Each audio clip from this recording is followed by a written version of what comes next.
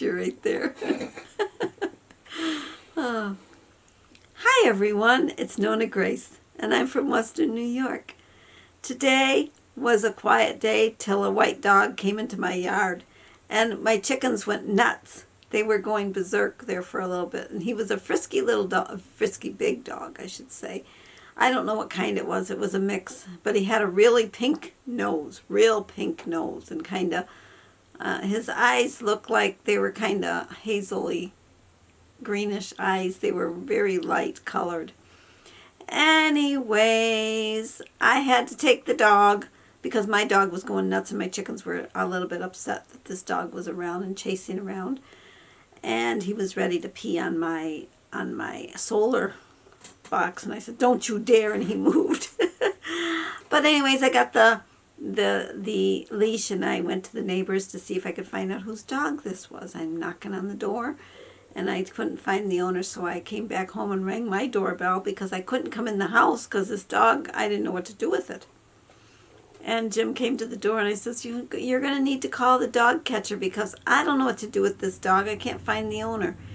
So he called the dog catcher and they were giving him a hard time about coming out because there's no leash law out where we live. But we can't have it harassing my chickens, and we can't have it to let my dog out because my dog goes nuts when there's another dog in the yard. So he gave the phone to me, and I get on the phone, and the lady goes, "Well," and I says, "Well, I have the dog." She said, "Well, if I can catch it." I said, "You don't have to catch it. I've already caught it. I've got it on a leash. And I have chickens that I can't have this dog running around, and it makes my dog nuts. I already have a dog." So she said, okay, she would come out. They weren't feeling real well. They were talking COVID stuff. So she says, "Make sure you stay in the house." And I said, "I will stay in the house." And so I had to explain where I was, and finally she figured out, because I told her I'm across from the house that used to be a barn.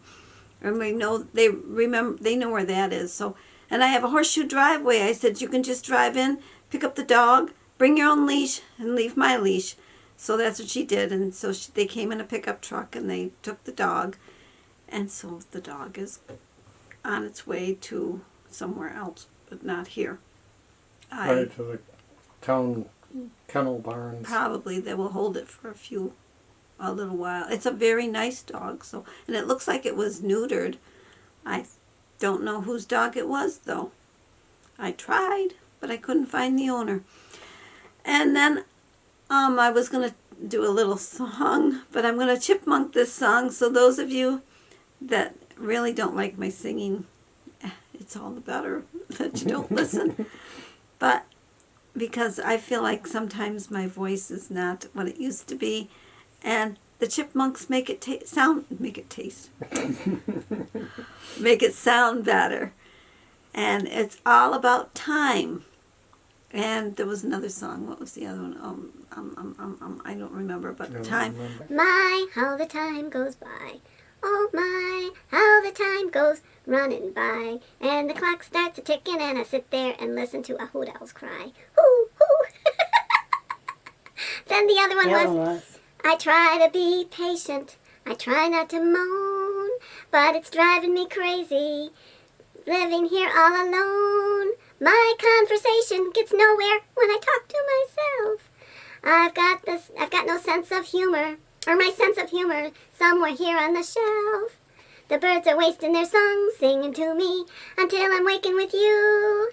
Until you're back in my arms, dear, the birds will have to find something better to do. Boo-doo-boo. I goofed that up. Oh, please don't slow it down. It sounds really bad. The second one was it was about when you were how hard it is talking just to a camera and it not is. to people. And nobody to talk back to me. Nobody's face to smile on the other side, which I have a face now looking at me.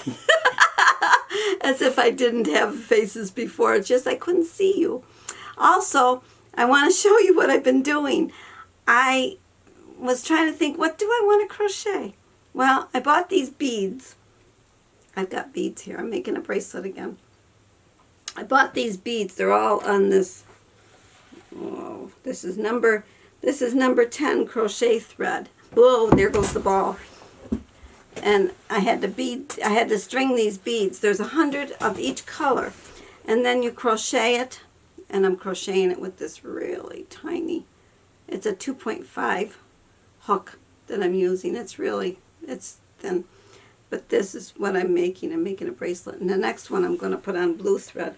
But I bought some needles that are actually like springs, because I tried it before when I was making bracelets before, and it was really hard to thread the needle. This is real easy to thread, and the beads go on it very easy. So as you can see, I've got a lot of beads on there.